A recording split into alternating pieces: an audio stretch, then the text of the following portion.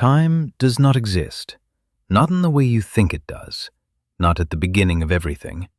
And if that statement feels like a betrayal of everything you've ever known, every clock you've ever watched, every second that's ever slipped through your fingers, good. Because what waits at the edge of reality, at that razor-thin boundary where existence itself began, will shatter every assumption you've ever held about the nature of the universe and your place within it. The Big Bang did not bang. There was no explosion, no sound rippling through space, no moment when time suddenly clicked into existence like a cosmic light switch. And perhaps most unsettling of all, there might not have been a beginning at all. You've been told a story your entire life, a creation myth dressed in the language of science.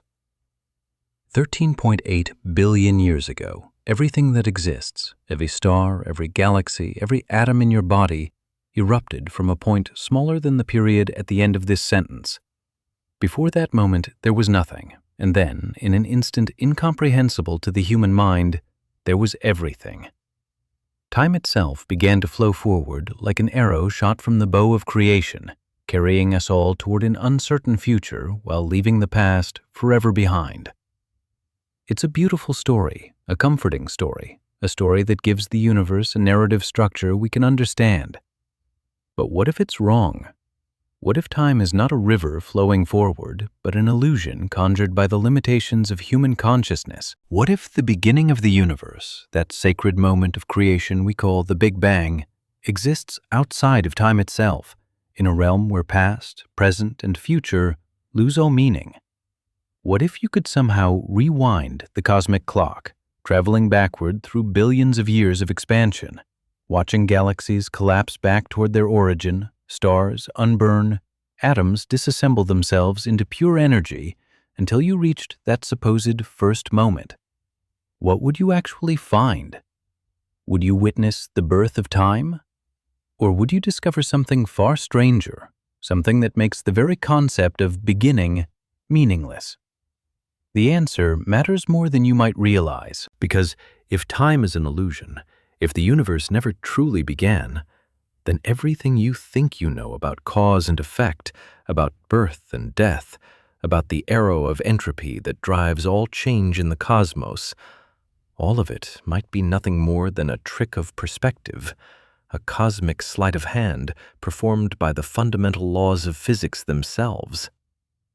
And you, standing here in this present moment, reading these words, existing in what you perceive as now, you might be trapped in a carefully constructed mirage, a temporary observer in a universe that has no past and no future, only an eternal, timeless present that you're physiologically incapable of perceiving. Think about what that means for just a moment. Every memory you have, every plan you've ever made, every second you've counted down or looked forward to, they all rely on the assumption that time is real, that it flows in one direction, that the past actually happened and the future is yet to come. But quantum mechanics, that strange and unsettling science of the infinitesimally small, suggests something different. At the subatomic level, particles don't experience time the way you do.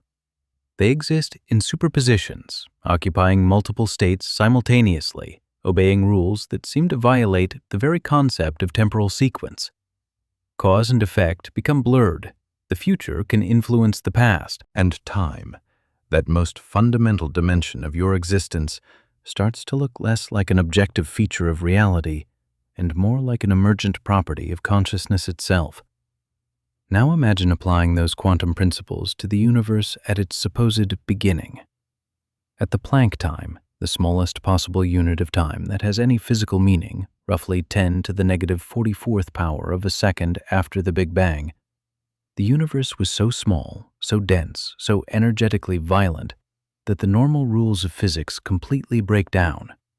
Space and time become interchangeable, the distinction between them dissolves, and in that primordial chaos, in that realm where quantum mechanics and general relativity collide in a spectacular failure of human understanding, time itself might not exist as a meaningful concept.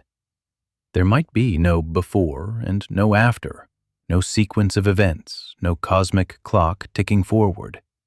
Just a timeless, eternal quantum state from which our time-bound universe somehow emerged. But here's where it gets truly disturbing. If time doesn't exist at the beginning of reality, then the beginning itself becomes paradoxical. How can something begin if there is no time in which to begin? How can the universe have a first moment if the concept of first requires time to give it meaning? It's like asking what's north of the North Pole. The question contains its own impossibility. And yet, somehow, we're here. The universe exists. Time appears to flow. You perceive seconds ticking by, days passing, years accumulating into a lifetime. So where did this illusion come from? How did a timeless quantum state give birth to a cosmos that seems to run on clockwork? The answer, if there even is one, lies hidden in the mathematics of quantum gravity, in theories so abstract and counterintuitive that they make Einstein's relativity look like kindergarten physics. It dwells in concepts like imaginary time, where time becomes a spatial dimension and the universe has no boundary, no edge, no beginning or end. It lurks in the holographic principle, which suggests that everything you perceive as three-dimensional reality, including time itself, might be a projection from a two-dimensional surface at the edge of the cosmos.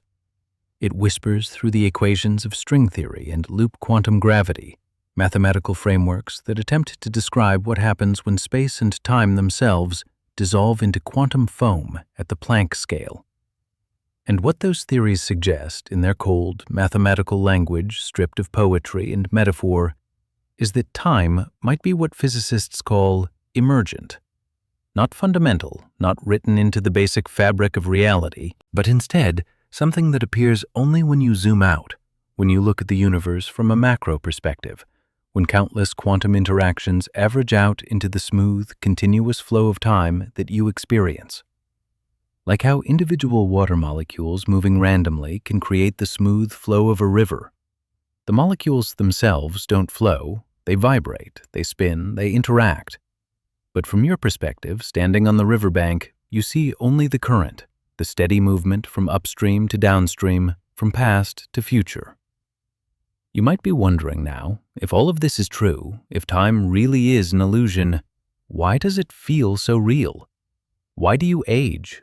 Why do you remember yesterday but not tomorrow? Why does the universe itself seem to have a direction, moving inexorably from order to disorder, from low entropy to high entropy, from structure to chaos?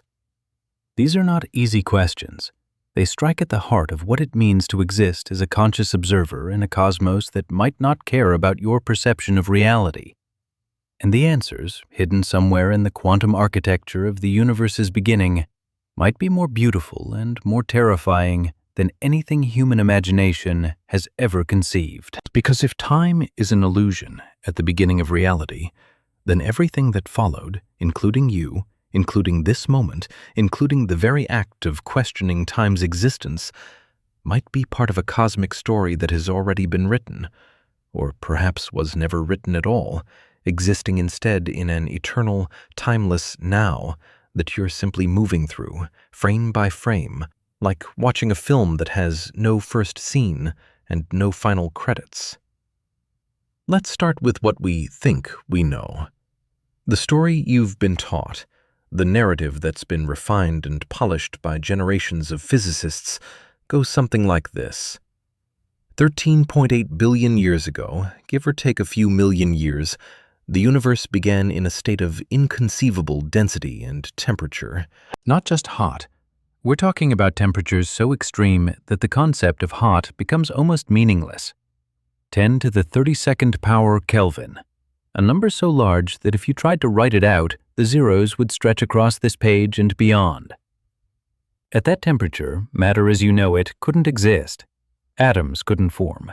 Even the fundamental particles that make up atoms, quarks, electrons, neutrinos, couldn't maintain stable identities. Everything was energy. Pure, undifferentiated, seething energy compressed into a volume smaller than a single atom. And then, according to the standard model of cosmology, something happened. The universe began to expand. Not into empty space. There was no empty space for it to expand into. Space itself was expanding, carrying energy along with it, cooling as it grew, like breath condensing in winter air, but on a scale that defies comprehension. Within the first second, particles began to condense out of this energy soup. Quarks bound together to form protons and neutrons. The fundamental forces that govern reality, gravity, electromagnetism, the strong and weak nuclear forces, separated from each other like oil separating from water, each assuming its distinct identity and strength. The universe, in those first frantic moments, was sculpting itself, writing the rules of physics into the fabric of space-time as it expanded and cooled. This is the creation story of modern science, the Big Bang. And unlike ancient creation myths, this one comes with evidence, mountains of evidence. We can see it written in the cosmic microwave background radiation, that faint afterglow of the Big Bang that permeates all of space, a ghostly echo of the universe's infancy captured in microwave frequencies. We can see it in the abundance of light elements throughout the cosmos, exactly matching the predictions of Big Bang nucleosynthesis. We can see it in the way galaxies rush away from each other, their light stretched into longer, redder wavelengths by the expansion of space itself, like runners in a race who started from the same starting line and are still spreading outward. The evidence is overwhelming, undeniable. And yet, here's where the cosmic setup begins to crack. The more precisely we examine this evidence, the more questions it raises, questions that strike at the very heart of what we mean by beginning. Because when you rewind the expansion of the universe backward in time, when you compress all of space down to smaller and smaller volumes, the mathematics that describe reality start to rebel. The equations of general relativity, Einstein's masterwork that describes how mass and energy curve space-time, begin to produce infinities, impossible results, singularities where the laws of physics themselves break down like a computer program encountering a fatal error. The singularity at the Big Bang is not a place. It's not a point in space where everything was located. It's a mathematical catastrophe, a moment where the density of the universe becomes infinite, where the temperature becomes infinite, where the curvature of space-time becomes infinite, and where our entire framework for understanding reality simply fails. And at that singularity, or rather approaching it, time itself becomes suspect. General relativity tells us that time is not separate from space, that they're woven together into a single fabric called space-time. As you approach the Big Bang singularity, as space-time itself curves more and more dramatically under the influence of infinite density, the distinction between time and space begins to blur. Time can start behaving like a spatial dimension. You could, in principle, move through it in different directions. The one-way arrow of time, the inexorable march from past to future, begins to lose its meaning. But here's the deeper problem, the one that keeps cosmologists awake at night, staring at equations that refuse to cooperate. General relativity, for all its elegance and predictive power, is a classical theory. It assumes that space-time is smooth and continuous, like a fabric you could cut with scissors. But we know from quantum mechanics that this assumption breaks down at extremely small scales. At the Planck length, roughly 10 to the negative 35th power of a meter, a distance so small that comparing it to an atom is like comparing an atom to the entire solar system, space-time itself becomes grainy, quantum, uncertain. It fluctuates wildly, forming what physicists call quantum foam, where virtual particles pop in and out of existence, and the very geometry of space and time writhes like a living thing. At the Planck time, the corresponding temporal scale of 10 to the negative 44th power of a second, time as a smooth, flowing dimension ceases to exist in any meaningful sense. You cannot divide time into smaller intervals than this, not because we lack precise enough clocks, but because the concept of smaller time intervals becomes physically meaningless. Below the Planck scale, the quantum uncertainty principle ensures that you cannot specify both when and where something happens with arbitrary precision. The more precisely you try to pinpoint a moment in time, the more uncertain its energy becomes, until eventually you create so much energy in such a small region that you form a black hole, destroying the very measurement you were trying to make. Think about what this means for the Big Bang. If we rewind the expansion of the universe backward, we don't just approach a singularity of infinite density. We approach a moment, if we can even call it a moment, where the universe is smaller than the Planck length and younger than the Planck time. And in that regime, in that primordial quantum era, neither general relativity nor standard quantum mechanics can tell us what's happening. We need a theory of quantum gravity, a mathematical framework that unifies Einstein's smooth spacetime with the probabilistic, grainy reality of quantum mechanics. And we don't have one, not a complete one, not one that's been tested and verified. What we have instead are glimpses, partial theories, mathematical frameworks like string theory and loop quantum gravity that attempt to describe what spacetime looks like when you zoom into the Planck scale. And what they suggest is profoundly strange. In loop quantum gravity, spacetime is not continuous, but made of discrete, atom-like units, tiny loops of space connected to each other in a vast network. Time doesn't flow smoothly in this picture. It jumps, quantum mechanically, from one discrete state to another. In string theory, the fundamental constituents of reality are not point particles, but tiny vibrating strings of energy. And these strings exist not in 3 dimensions of space and 1 of time, but in 10 or 11 dimensions, most of which are curled up so small that we can't perceive them. Time itself might be an emergent property in these theories, something that appears only when you average over many quantum degrees of freedom, like temperature emerging from the random motions of countless molecules. The early universe wasn't just hot, it was a furnace where time itself was still learning to move, with the distinction between past and future hadn't yet crystallized, where cause and effect existed in a quantum superposition of possibilities. Imagine trying to navigate a landscape where left and right keep switching places, where up becomes down and down becomes sideways. That's what time might be like at the Planck scale, a dimension that hasn't yet committed to being temporal, that still has the option of being spatial, that fluctuates between different geometric configurations faster than anything we would recognize as change could occur. And here's the contradiction that should make your mind reel. If the universe has no edge in space, if you could travel far enough in any direction and eventually come back to where you started, like circumnavigating a globe, then where does it begin in time? If space-time is finite but unbounded, like the surface of a sphere with no edge and no center, then asking, what happened before the Big Bang, is like asking, what's north of the North Pole? The question contains its own impossibility. There is no north of the North Pole. The coordinate system breaks down. Similarly, there might be no before the Big Bang, not because time started then, but because time itself is a coordinate system that only makes sense within the universe, and that coordinate system simply doesn't extend past a certain point.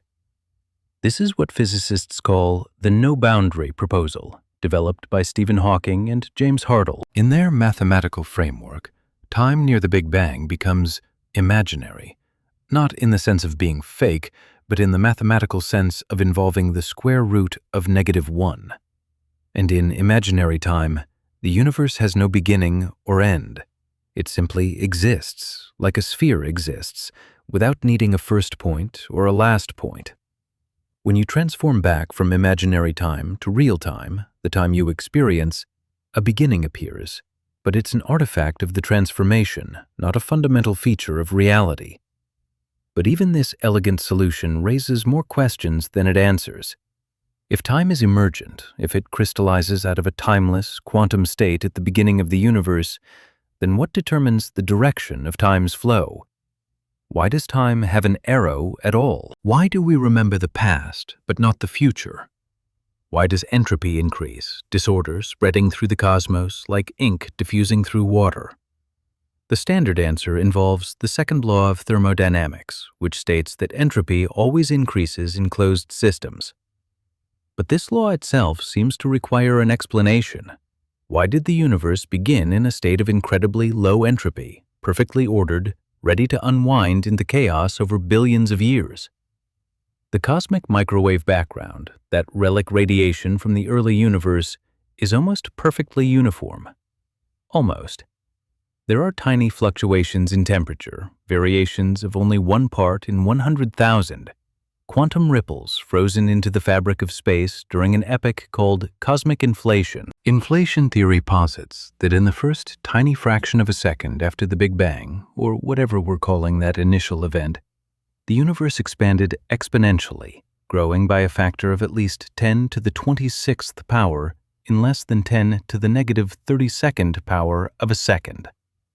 During inflation, space stretched so rapidly that quantum fluctuations, normally confined to subatomic scales, were inflated to cosmic proportions, becoming the seeds of all the structure we see today: galaxies, galaxy clusters, the vast cosmic web of matter spanning billions of light years.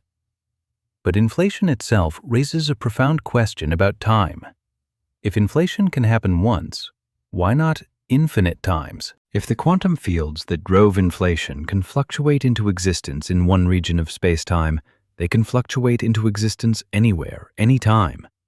This leads to the concept of eternal inflation, a cosmos where inflation never truly ends, where new universes are constantly budding off from other universes, where our Big Bang is just one bubble in an infinite sea of bubbles, each with its own beginning, its own arrow of time, its own laws of physics. And in this picture, time becomes even stranger. There's no universal time coordinate that labels events across the entire multiverse. Time is local, emergent, different in each bubble universe.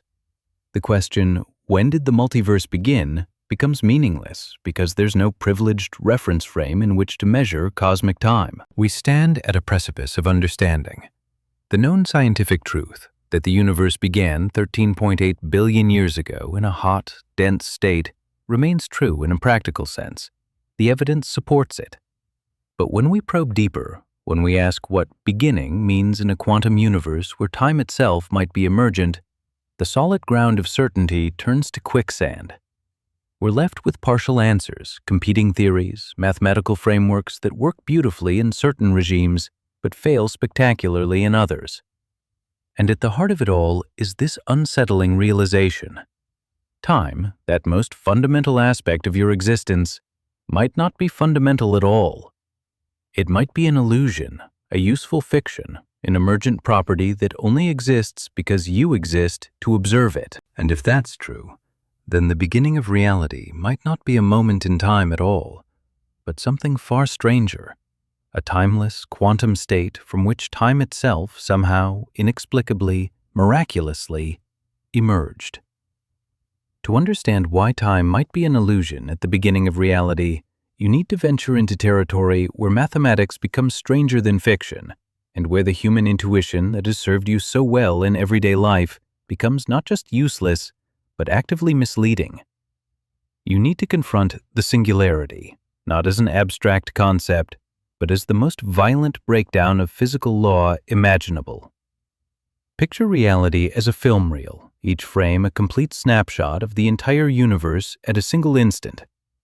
Now, imagine watching this film backward, rewinding toward the Big Bang. The galaxies converge, stars collapse into denser configurations, matter compresses. And as you approach that first frame, that supposed moment zero, something catastrophic happens. The film doesn't just end, it catches fire. The frames begin to melt, the images blur and distort, and eventually the entire reel dissolves into an unreadable mess. That's what happens to the mathematics of general relativity at the Big Bang singularity. The equations don't just fail to give answers, they give infinite answers, which is the universe's way of saying the question itself is broken. But here's what most people don't realize about singularities. They're not unique to the Big Bang. We know of places where singularities exist right now in our present-day universe. At the center of every black hole, crushed beneath the overwhelming force of gravity, matter supposedly collapses to infinite density. And just like at the Big Bang, our equations break down. Space becomes infinitely curved. Time, for an observer falling into a black hole, becomes geometrically twisted. As you cross the event horizon, that point of no return, the roles of space and time actually swap. The direction toward the singularity becomes your future, as inevitable as tomorrow, and you can no more avoid falling into it than you can avoid moving forward in time. Inside a black hole, the singularity isn't a place in space you could avoid by moving sideways. It's a moment in time that you're rushing toward, one that you will inevitably reach. Now apply that same logic to the Big Bang singularity, but in reverse. If black hole singularities are in our future, unavoidable moments we would reach if we fell past an event horizon, then the Big Bang singularity is in our past. And just as time and space swap roles inside a black hole, they might swap roles at the Big Bang. The moment of the Big Bang might not be a moment at all, but a boundary in space, not time. An edge of reality that you can't cross, not because it happened long ago, but because it exists in a direction that's geometrically inaccessible. This is deeply unsettling because it means the beginning of the universe might not be something that occurred in the past. It might be something that exists outside of time entirely, a boundary condition on reality itself rather than an event within reality. Roger Penrose, the mathematical physicist who proved that singularities must exist inside black holes, proposed something even stranger about the Big Bang. He called it conformal cyclic cosmology, and it's built on a radical reimagining of cosmic time. Imagine the universe expanding forever, cooling and spreading until the last stars burn out, the last black holes evaporate through Hawking radiation, and nothing remains but cold, dark, empty space stretching into eternity. In that far future, trillions upon trillions of years from now, there will be no matter left to form clocks, no events to mark the passage of time, no change occurring anywhere. And Penrose asked, in a universe with no matter and no change, does time exist? His answer was no. Without clocks, without change, time becomes meaningless. And if time becomes meaningless at the end of the universe, then mathematically, that timeless end state can connect seamlessly to the timeless beginning state of the Big Bang. The end becomes a new beginning. The universe cycles through infinite iterations, each Big Bang emerging from the ashes of a previous universe's heat death.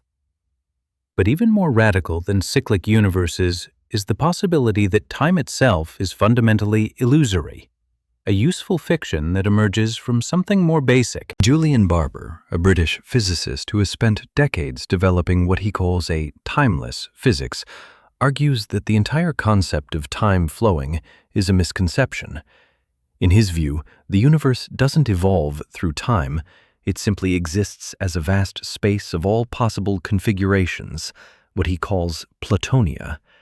Each possible arrangement of matter and energy, each possible configuration of every particle in the cosmos exists as a point in this abstract configuration space. And what we perceive as time, what we experience as the flow from past to future, is really just a path through Platonia, a sequence of configurations that our consciousness stitches together into a narrative of change and motion. Think about it like this. You have a photo album containing every photograph that was ever taken and ever could be taken. Every possible arrangement of pixels, every possible image. Now imagine a line threading through this album, connecting photos that look similar to each other, a continuous sequence where each image differs only slightly from the previous one. That sequence would look like a story unfolding in time. You see a person aging photo by photo, a flower blooming petal by petal, a star collapsing frame by frame. But the album itself is timeless. All the photos exist simultaneously. The story only emerges when you follow a particular path through the collection. That's Barber's vision of the universe. The Big Bang isn't a moment when time began. It's a region of configuration space, a particular type of arrangement characterized by extreme simplicity and low entropy. And our universe's entire history, from Big Bang to heat death, is just one path through the infinite landscape of possible configurations. This connects to something even stranger emerging from quantum mechanics, the Wheeler-DeWitt equation, which describes the quantum state of the entire universe. And here's the shocking thing about this equation. It contains no time variable. None. The wave function of the universe, the quantum mechanical object that encodes all possible states and their probabilities, is completely static in the Wheeler-DeWitt formulation. It doesn't evolve, it doesn't change, it simply is. Time disappears from the fundamental description of reality, appearing only when you divide the universe into subsystems, when you separate the observer from the observed, the clock from the thing being timed. Time is what happens when you peek inside the universal wave function and ask about the relationships between different parts of the universe. It's not a fundamental feature of reality, but an emergent property of how we partition and observe the cosmos. And then there's the block universe, a concept that follows inevitably from Einstein's special relativity. Relativity tells us that simultaneity is relative to events that appear simultaneous to one observer happen at different times for an observer moving at a different velocity.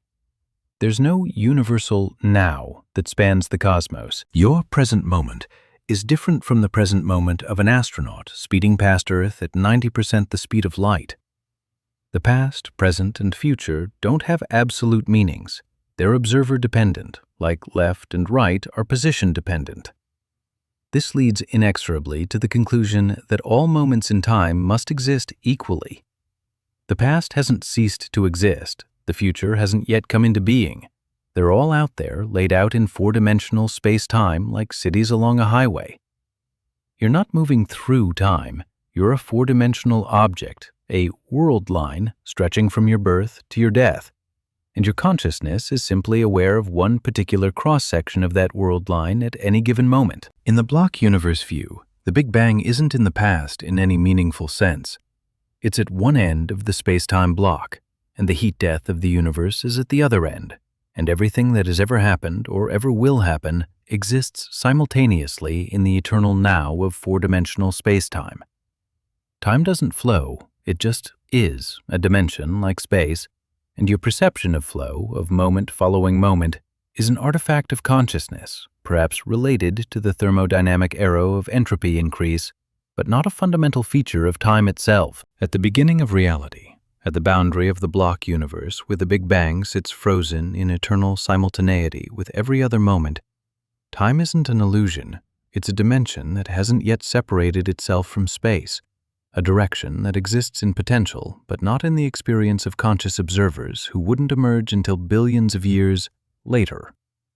But quantum mechanics complicates even this picture.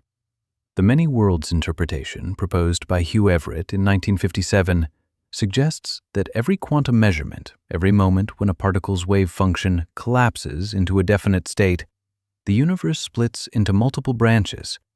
In one branch, the particle is here. In another branch, it's there. Both outcomes happen. Both universes are equally real, and the split happens constantly, trillions upon trillions of times per second, creating an exponentially expanding tree of parallel realities. And in this picture, time becomes something even stranger, a branching structure where the past is singular, but the futures are infinite. At the Big Bang, at that initial quantum state of the universe, all possible futures already exist in superposition, and the history you perceive is just one path through an infinite labyrinth of possibilities.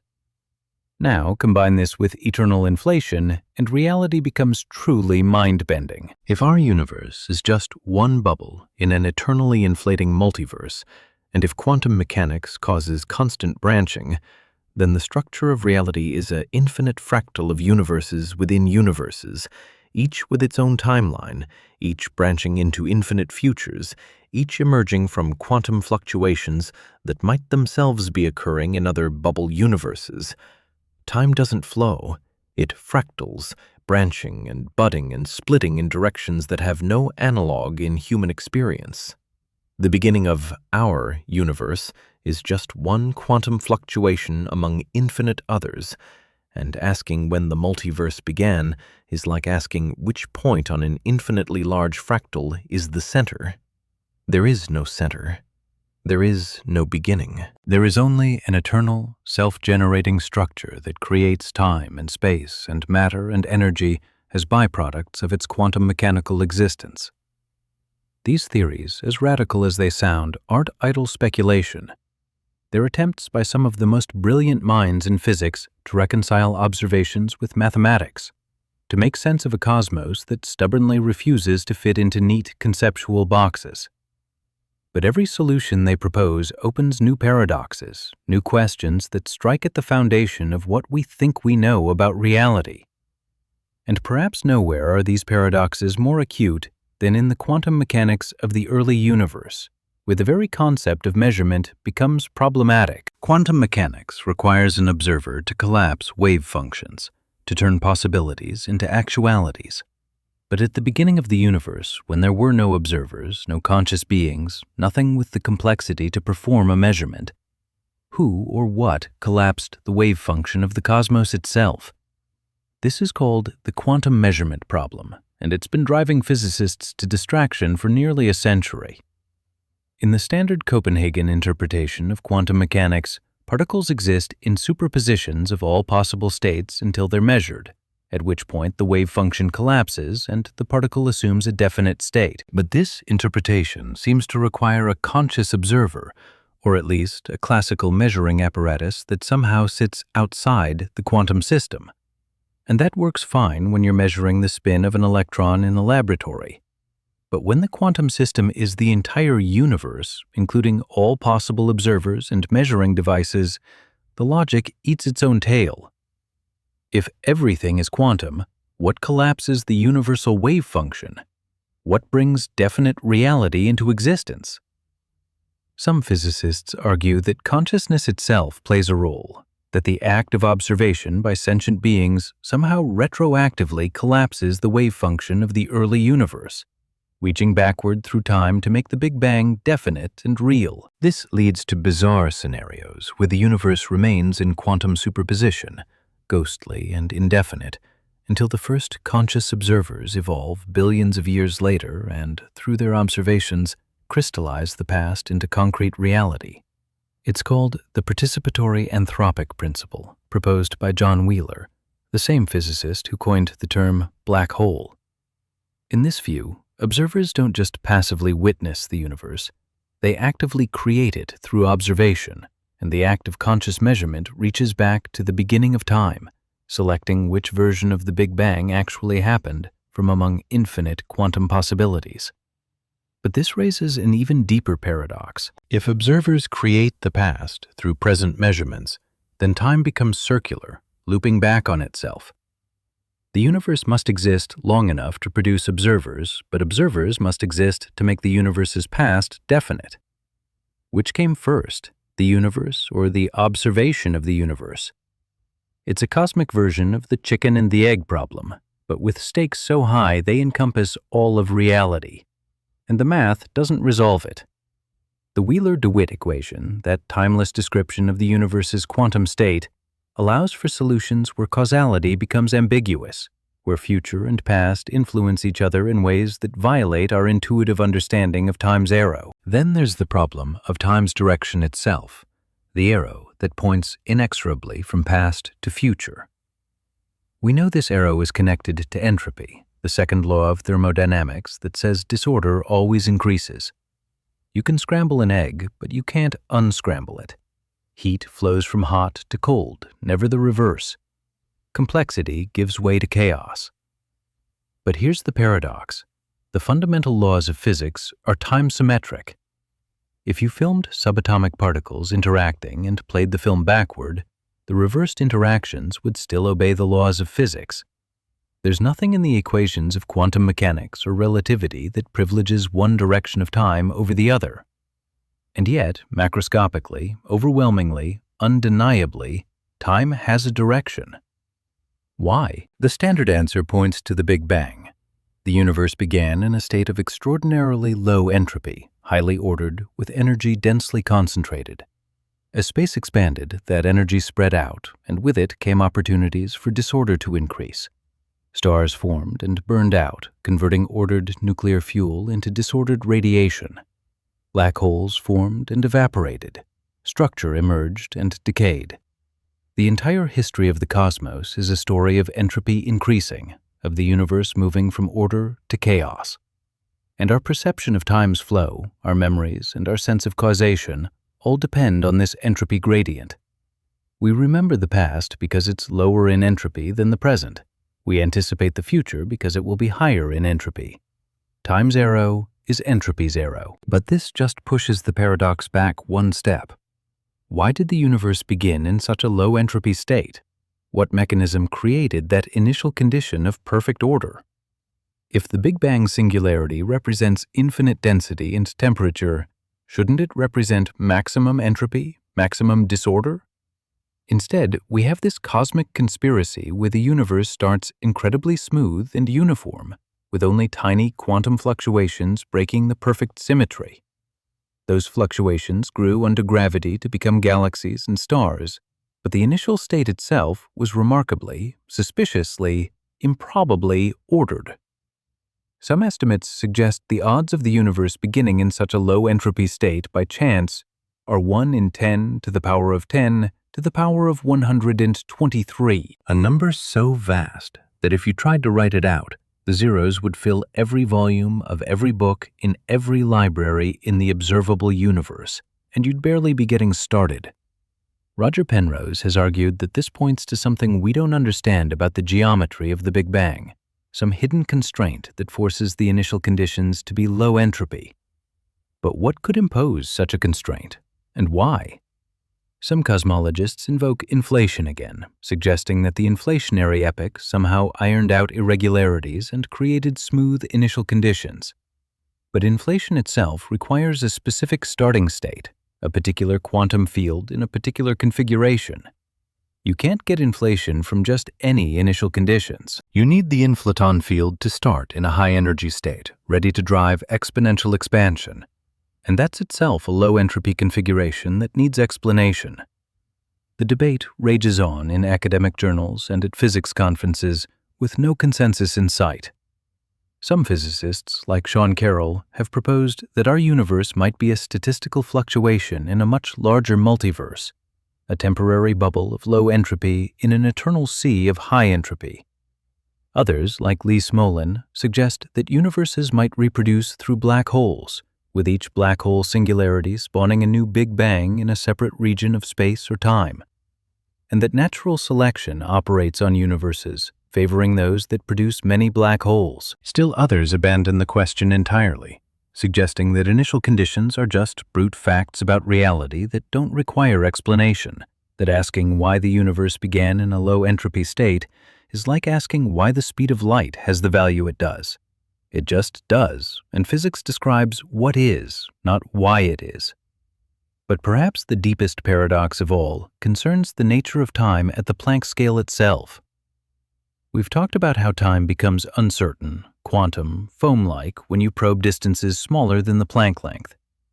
But what does that actually mean? In loop quantum gravity, one of the leading approaches to quantum gravity, space-time is fundamentally discrete, made of indivisible atoms of space and time. Time doesn't flow continuously. It jumps from one quantum state to another, like frames in a film, but with no smooth motion between frames. Each jump is a Planck time, and asking what happens between jumps is meaningless, like asking what happens between one integer and the next integer on the number line. There is no between. There's just the discontinuous sequence of quantum states. This discreteness of time has profound implications for the Big Bang. If time is quantized, if there's a smallest possible interval, then there's a first moment, a first Planck time after which time begins to exist. But what about before that first moment? In a discrete time framework, before the first moment is meaningless. It's not that there was something there that we can't access. It's that the concept of before doesn't apply. Like asking, what's smaller than the smallest integer? And yet, our intuition rebels. How can there be a first moment? What caused it? What determined that this particular first moment would exist rather than some other first moment, or no moment at all? Some physicists have proposed that time is emergent from something even more fundamental, perhaps from quantum entanglement between different regions of space. In this view, time doesn't exist at the most basic level of reality. What exists is a web of quantum correlations, particles and fields entangled with each other in complex patterns. And when you have enough entanglement, when the correlations become dense and structured enough, time emerges as a way of describing how these correlations change. But at the Big Bang, when the universe is smaller than the Planck scale, entanglement hasn't yet developed into a complex enough pattern to give rise to time. The universe exists in a timeless quantum state, and only as it expands and cools does enough structure emerge for time to crystallize as a meaningful concept. This connects to recent work on the holographic principle and the ADS/CFT correspondence, highly technical areas of theoretical physics that suggest our three-dimensional universe might be a holographic projection from a two-dimensional boundary. In these frameworks, time in the bulk, in our three-dimensional reality, emerges from timeless dynamics on the boundary. The boundary theory is quantum mechanical, but doesn't include time as a fundamental variable. Time appears only when you reconstruct the three-dimensional bulk from the boundary data, and it appears as an emergent property of how information is organized and correlated across the boundary. What this means for the Big Bang is that the beginning of time might not be a singular event, but rather a transition, a phase change where a timeless quantum state reorganized itself into a configuration where time became a meaningful concept, like water freezing into ice, where the molecules transition from a disordered liquid state to an ordered crystalline structure. The early universe might have transitioned from a timeless quantum foam to a space-time where past, present, and future have distinct meanings. And just as you can't point to the exact molecule where water becomes ice during freezing, you can't point to an exact moment when time began. It's a gradual emergence, a crystallization of temporal structure from quantum chaos. But even this elegant picture leaves questions unanswered. What determines when and how this transition occurs? Why did a universe with time emerge rather than remaining in the timeless state forever? Is our time-bound universe just one possibility among infinite others? Some timeless, some with multiple time dimensions, some with time that flows backward? The mathematics allows for all these possibilities, but reality chose, or seems to have chosen, this particular configuration. Why? We're left standing at the edge of knowledge, staring into an abyss that stares back with equations we can't solve and questions we can't definitively answer. The mystery of time at the beginning of reality remains, for now, exactly that, a mystery.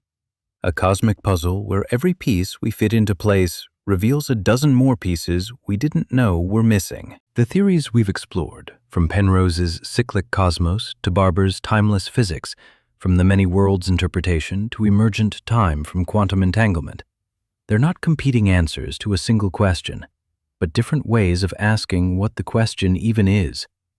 And that uncertainty, that fundamental ambiguity about whether time is real or illusory, fundamental or emergent, linear or cyclic, that uncertainty isn't a failure of physics.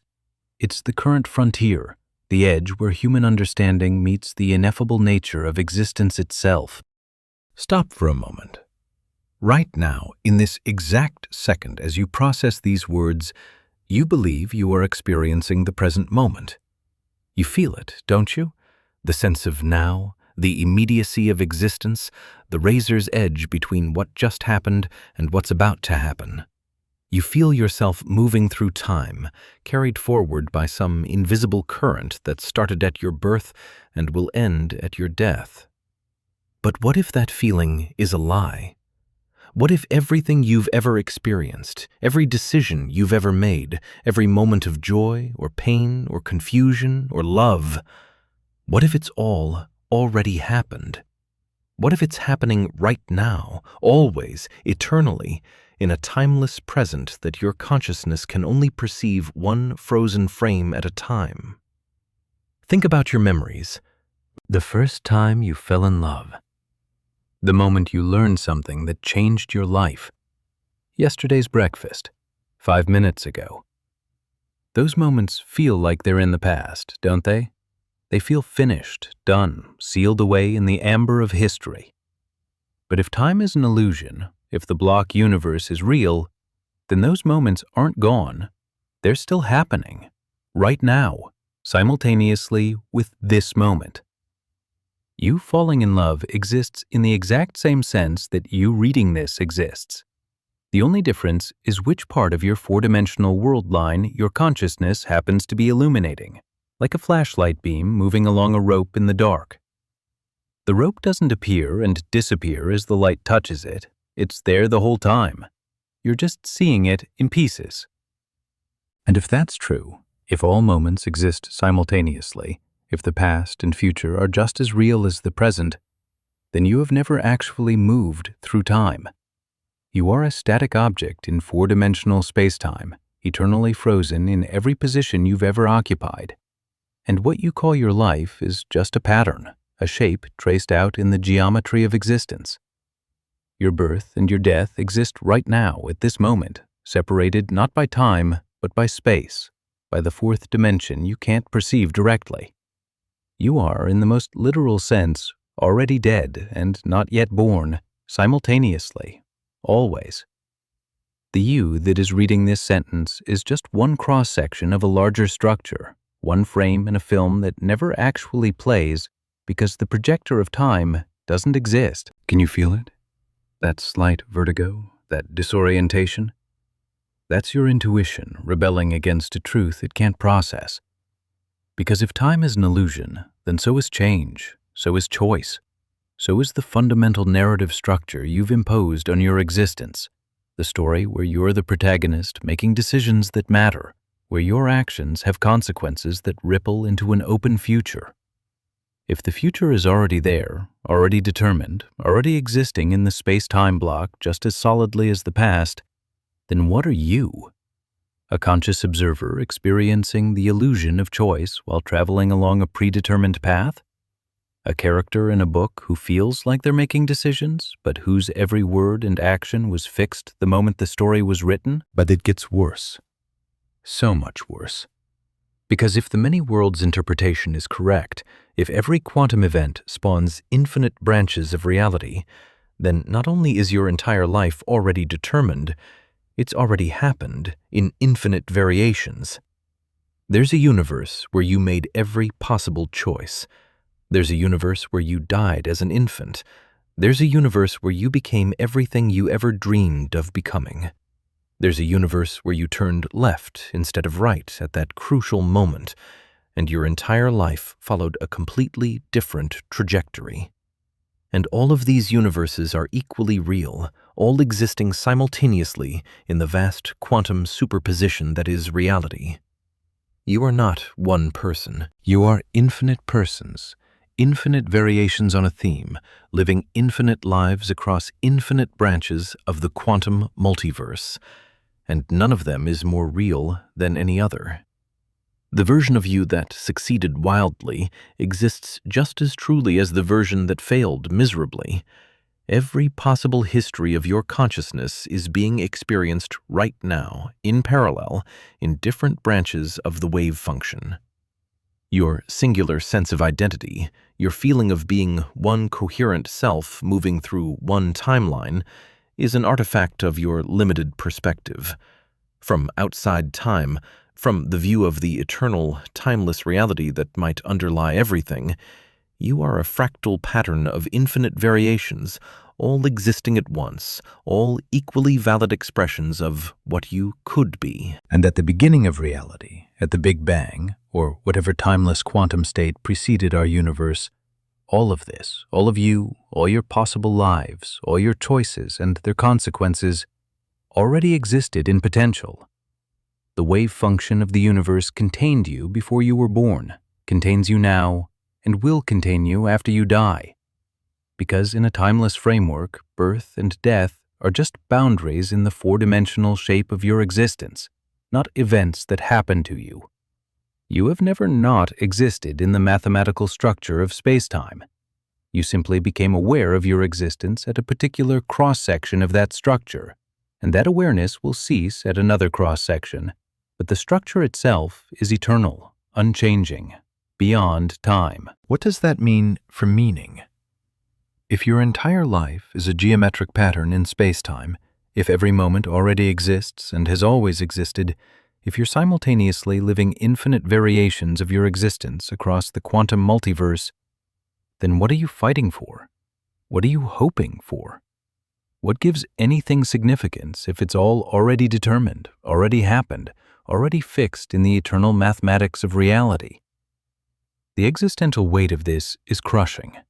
It's a horror that transcends any ghost story or nightmare, because it's a horror of structure, of mathematical necessity, of implications that follow inevitably from the equations that describe our cosmos. You might tell yourself that even if this is true, it doesn't matter. You still experience life moment by moment.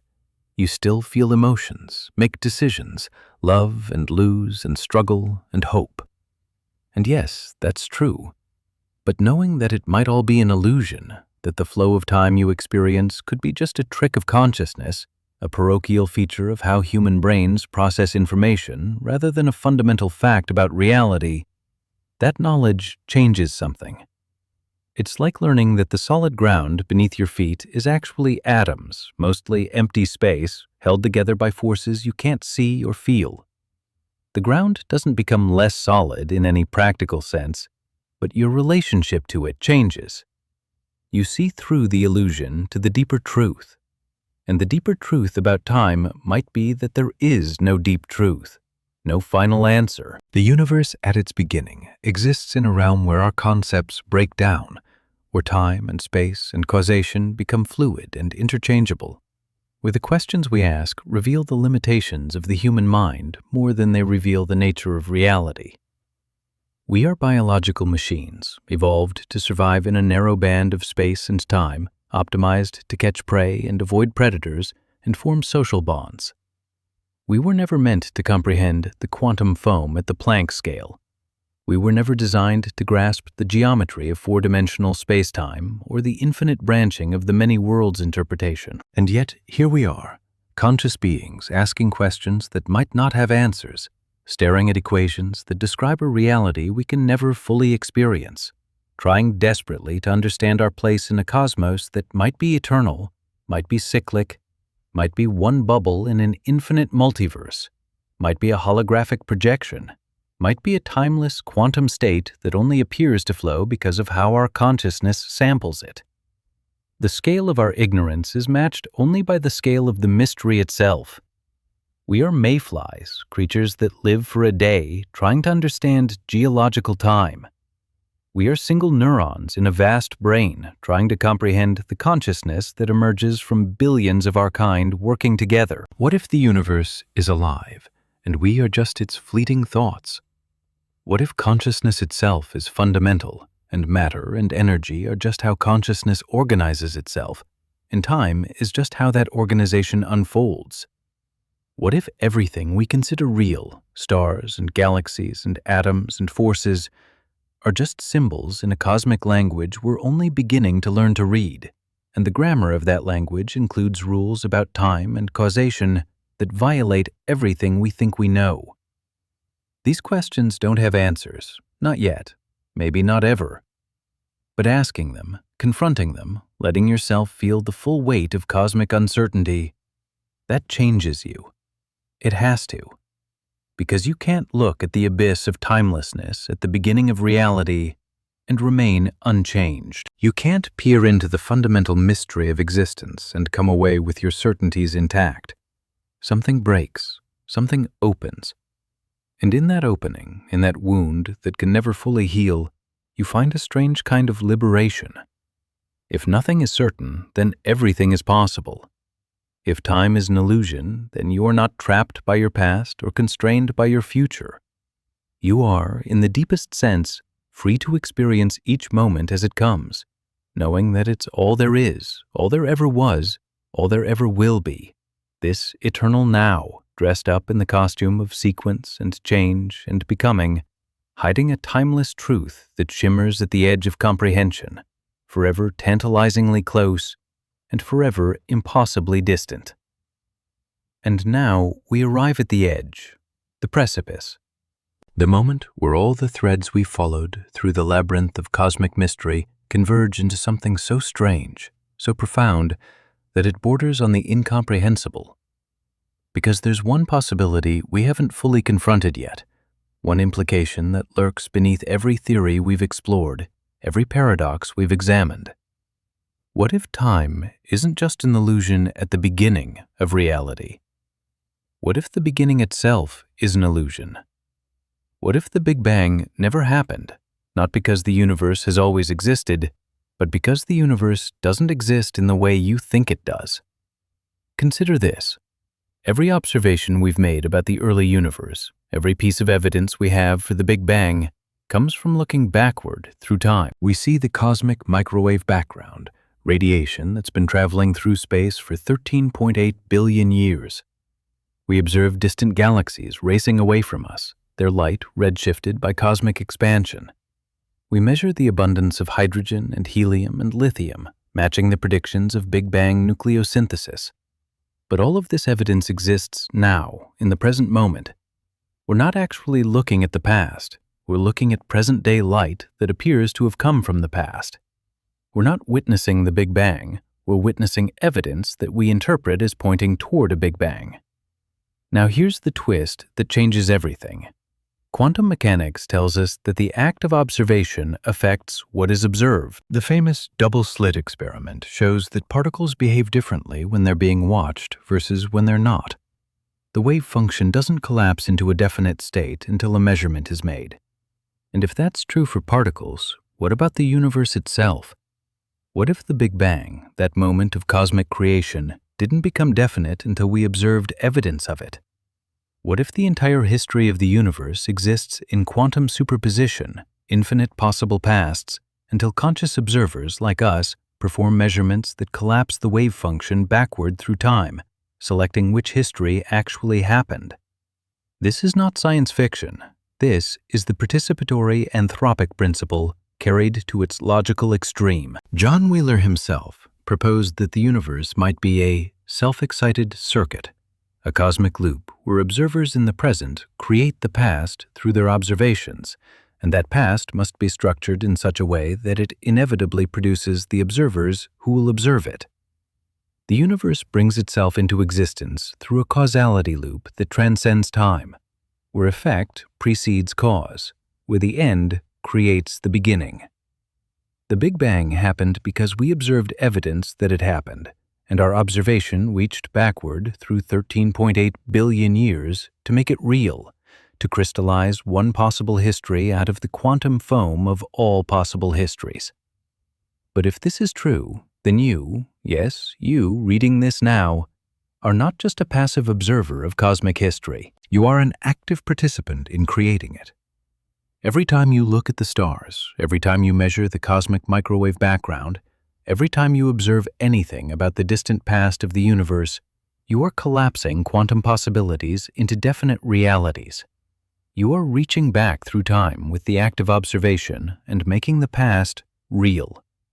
The universe doesn't have a history until you observe it, and the history it has is the one consistent with your observations. Imagine the full scope of this. Across the cosmos, billions of galaxies spin in the darkness, each containing billions of stars. And around some of those stars, on some infinitesimally small fraction of planets, consciousness has emerged. Beings capable of observation, of measurement, of collapsing wave functions, and every one of these observers is reaching backward through time, creating the past through their observations, and all of these pasts must be mutually consistent. The universe must have a history that satisfies the observations of every conscious being that will ever exist, from the first primitive organism that developed anything resembling awareness to the last civilization that will ever contemplate the cosmos before entropy wins and everything goes dark. The mathematical weight of this constraint is staggering. The universe's history must thread a needle so impossibly narrow, must be so precisely tuned, that it produces not just one observer, but billions, all seeing a consistent reality, all collapsing the quantum wave function in compatible ways. And at the center of this grand cosmic conspiracy is the Big Bang. Not a moment when time began, but a boundary condition, an anchor point that all possible observations must trace back to, a singularity not in space-time, but in the logical structure of self-consistent histories. What if that's what the Big Bang really is? Not an explosion, not a beginning, but a focal point, the place where all the quantum paths through history converge, where all the backward-reaching observations from all the conscious beings in the universe meet and reinforce each other, creating a singularity of certainty in a sea of quantum uncertainty. The universe didn't begin 13.8 billion years ago. Conscious observers throughout cosmic history collectively created a beginning 13.8 billion years in their collective past. And that creation was itself timeless, happening all at once in a framework where time has no meaning. Picture it. Across the vast sweep of space-time, from the first moment when complexity crossed the threshold into awareness to the final dying thought of the last conscious being in a cooling, expanding cosmos, trillions upon trillions of observations are being made. Each one collapses a small piece of the universe's wave function. Each one makes a tiny portion of reality definite. And all of these observations, separated by billions of years and billions of light years, form a web of quantum correlations that spans the entire history of the universe, forward and backward, cause and effect tangled together into a self-reinforcing loop. The universe observes itself into existence, using consciousness as the mechanism, time as the illusion that makes the observation possible, and the Big Bang as the mathematical necessity that anchors it all. And here's the truly disturbing part. If this is true, then the universe isn't discovering its history, it's choosing its history, moment by moment, observation by observation. The past is being written now, constantly, as new measurements are made and new information is gathered. What you think of as the fixed, unchangeable past might still be in flux, still subject to revision every time someone looks at evidence and makes a measurement. The dinosaurs might not have existed in a definite state until paleontologists dug up their bones and observed them. The early universe might not have had a specific temperature and density until cosmologists measured the cosmic microwave background. Reality is being retconned, retroactively authored by observers in the present, reaching back to make the past concrete. But there's one final twist, one last abyss to stare into. If observers create the past through observation, and the past must be structured to produce those observers, then the universe is a closed loop of causation with no beginning and no end. It exists because it exists. It observes itself because it must observe itself to exist. And somewhere in that loop, consciousness is not an accident, not a fortunate byproduct of chemical evolution on a few lucky planets. Consciousness is fundamental. It's the mechanism through which the universe brings itself into being. You are not in the universe. You are how the universe experiences itself. Your observations, your thoughts, your very existence is the universe's way of collapsing its own wave function, of choosing which version of itself to be. And if the universe is infinite, if the many worlds interpretation is correct and every quantum possibility branches into reality, then this process is happening infinite times in infinite variations. There are infinite versions of you, right now, reading infinite versions of this script, making infinite observations that create infinite pasts, leading to infinite futures. And all of it exists simultaneously in a timeless quantum superposition that only appears to flow, only seems to have a sequence, because consciousness can only experience one branch at a time, one moment after another, creating the illusion of time from the eternal mathematics of existence. So perhaps time isn't an illusion at the beginning of reality. Perhaps reality is an illusion created by time, or more precisely, created by consciousness experiencing itself as if time were real, as if moments followed each other, as if cause preceded effect. And at the Big Bang, at that focal point where all observations converge, what you find is not a moment of creation, but a mirror. The universe looking at itself, consciousness observing consciousness. The eternal now, dressed up in the costume of past and future, playing out an infinite drama that has no beginning because it never began, that has no end because it cannot end, that exists in a timeless present that we perceive as history only because we are trapped inside it, unable to see the whole, forever limited to experiencing reality one frozen frame at a time, while the entire film, past, present, and future, exists complete and eternal and utterly, incomprehensibly real. So where does this leave us? We began with a simple question. Is time an illusion at the beginning of reality? And we've journeyed through singularities and quantum foam, through cyclic universes and timeless physics, through the block universe and the many worlds interpretation, through consciousness collapsing wave functions and observers creating the past they observe. We've confronted paradoxes that have no resolution and theories that contradict each other while all being mathematically consistent. We've stared into the abyss of cosmic uncertainty and found it staring back with infinite variations of our own reflection. And after all of that, after 15,000 words of exploration and revelation and existential crisis, we still don't have a definitive answer. Because maybe there isn't one. Maybe the question itself is the point. Think about what you've learned. Not the specific theories or the mathematical frameworks. Those are just tools, languages we've invented to describe the indescribable. Think instead about the fundamental shift in perspective. Before this journey, you probably thought of time as something obvious, something so basic to reality that questioning it seemed absurd. Time flows. The past is behind you, the future ahead, and you're moving through the present moment by moment. Simple. Intuitive. Wrong, or at least incomplete.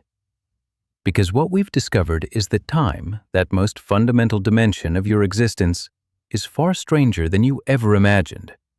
It might be emergent, crystallizing from timeless quantum correlations. It might be an illusion, a useful fiction your consciousness constructs from the static geometry of four-dimensional space-time. It might be branching, splitting into infinite futures with every quantum event. It might be cyclic, looping back on itself in an eternal cosmic recurrence. Or it might be all of these things simultaneously, different aspects of a deeper reality we haven't yet learned to perceive.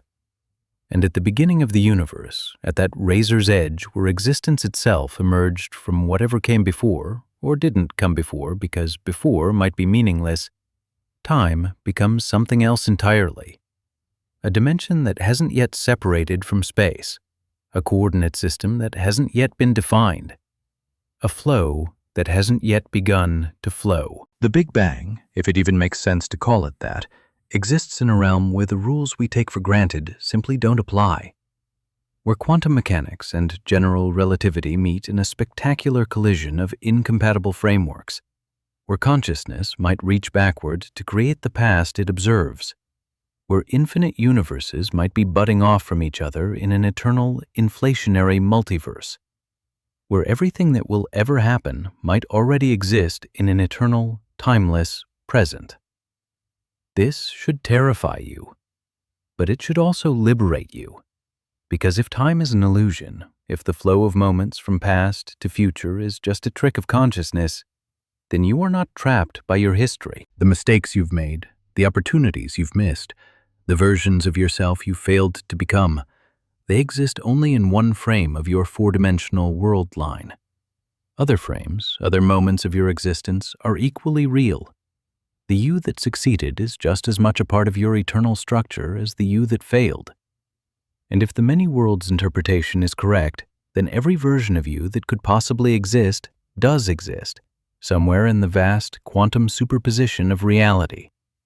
You are not one person moving through time.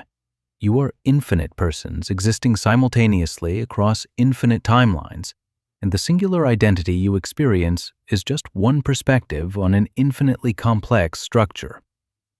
What do you do with that knowledge? How do you live knowing that everything might already be determined, already existing in the timeless mathematics of space-time?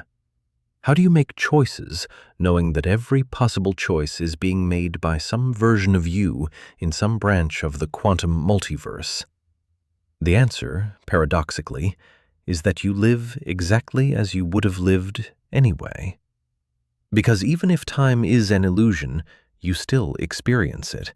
Even if your choices are predetermined, you still have to make them. Even if infinite versions of you exist, this version, the one reading these words right now, is the only version you have access to.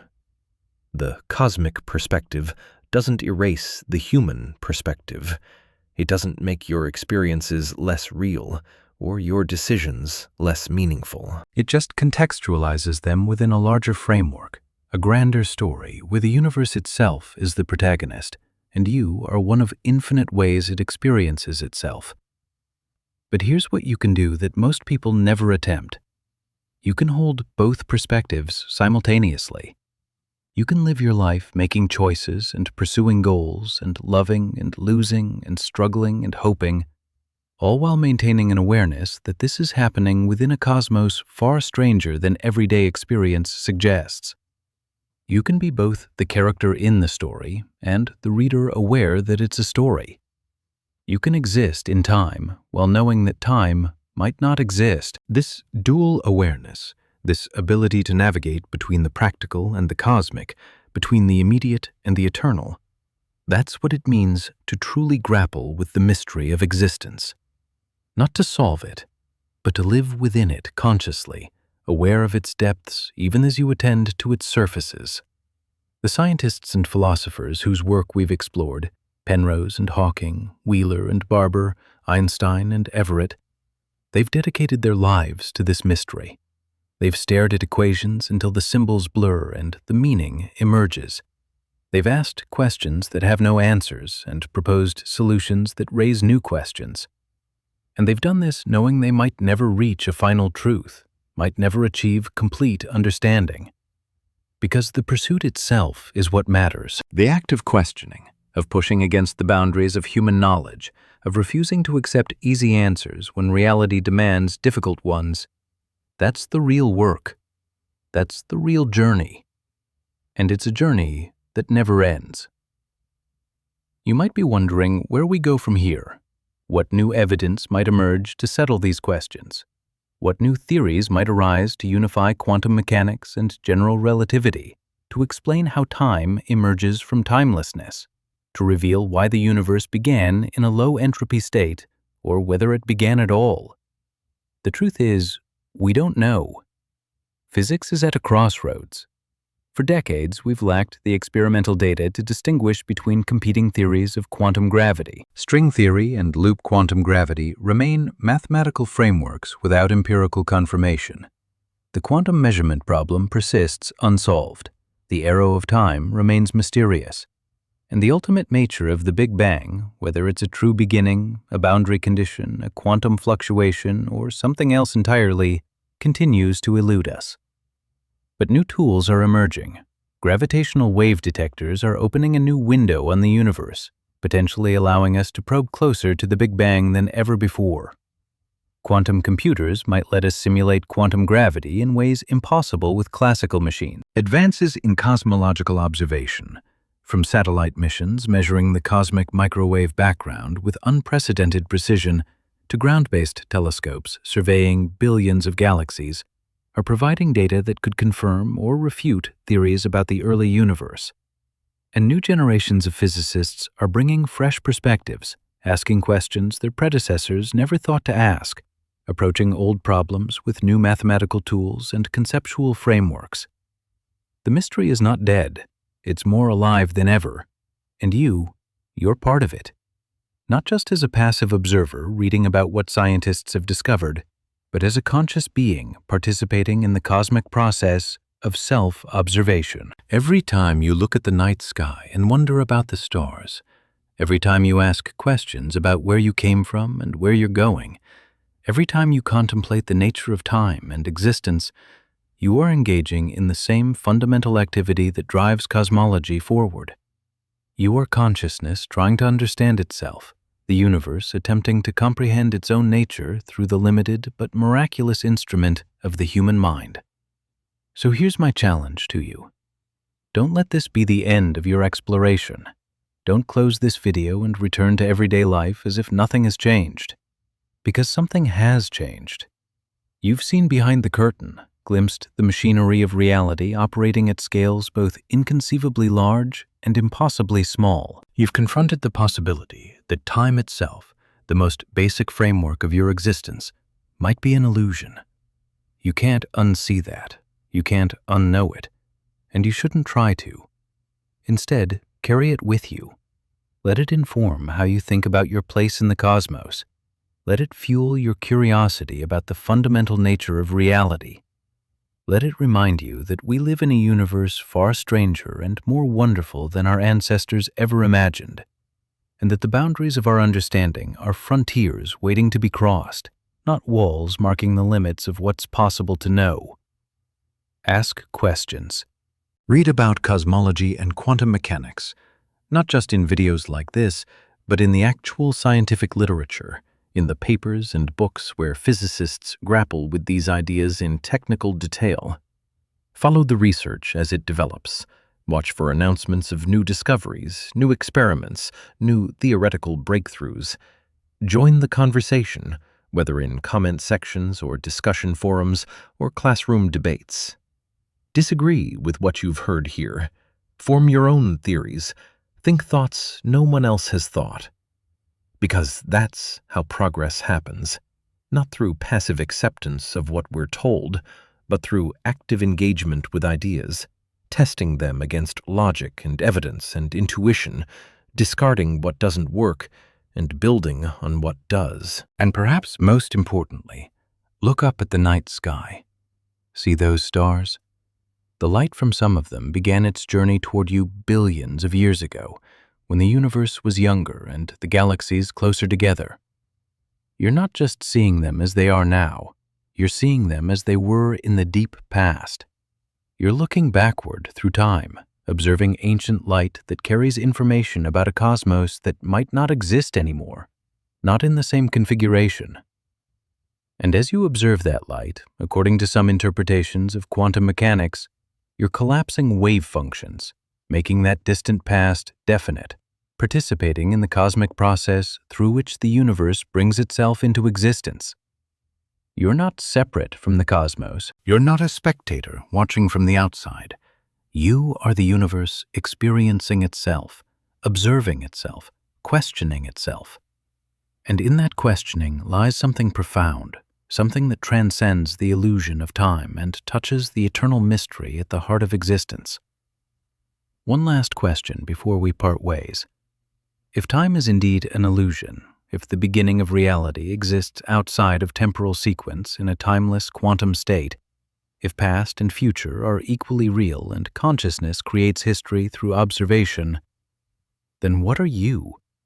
Not your body, which is just a configuration of atoms, matter borrowed from dead stars and destined to return to cosmic dust. Not your memories, which might be illusions created by a consciousness experiencing one frame of a four-dimensional structure.